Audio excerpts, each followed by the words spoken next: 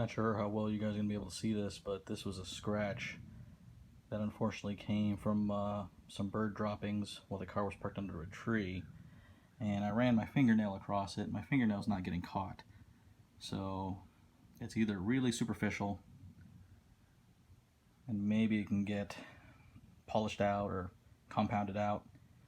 I guess we'll see. I'm about to use the DA polisher with some Chemical Guys V36. See if that's going to be aggressive enough to maybe remove this scratch.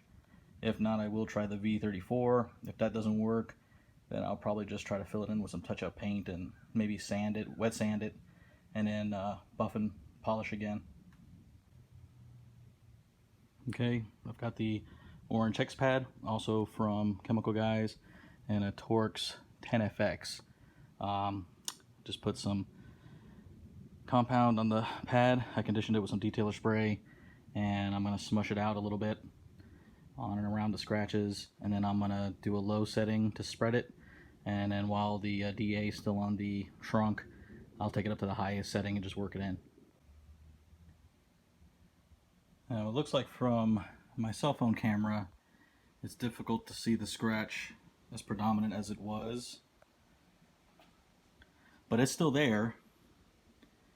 You can just faintly see it, but it's taken a lot of the color out of it, so it's still there faintly, but it's black, you know, within the scratches itself. So it's interesting. I guess it didn't go, I mean, I don't know if this is nothing's coming off on the pad, so it's got to be a two-stage or multi-stage paint job. So it definitely went through the clear. Didn't look like it went through all the base, and that's why I still have some black, but yet there are some indentions where the faint of the scratches where you can still see it. Regardless, I did it a bunch of times with the V36, and now I'm just going to finish up with V38. I'm going to clean these pads, and maybe I'll try to go a little bit more aggressive with V34. See if that takes out some more of this. If not, I might just leave it alone because it is a lot less easy to see than before. Okay, finished going over it with the V38. It's made it even a little bit more difficult to try to catch it. There it is. So you can still see it there. I'm going to use some of the, I think it's called Black Seal, also from Chemical Guys, just to fill it in some more.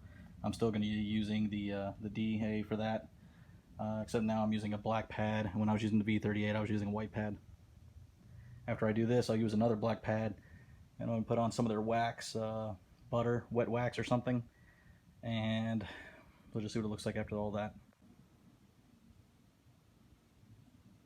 Here's some more of those type of scratches, and I'm going to see if the V36 is going to get rid of these, because these are a little lighter than what was on the trunk. Well, this time around the V36 did an excellent job, and the scratches that you can see here are no longer here. So I'm going to go ahead and finish up with the V38. The black light is what it's actually called, and then I'll finish it up with the butter wax. Also wanted to throw in there that after I was done with the pads, there's two ways that you can clean these. You can buy this chemical cleaner, typically in a spray, and you spray it on the pads, and then you use a brush of some sort or whatnot, scrub it out, and then just use a towel or whatever to dry the pads out, and then I guess air dry after that. But, you know, that looked like a lot of work from the videos I'd seen online, so I ended up getting this bucket, and this bucket is actually pretty nifty.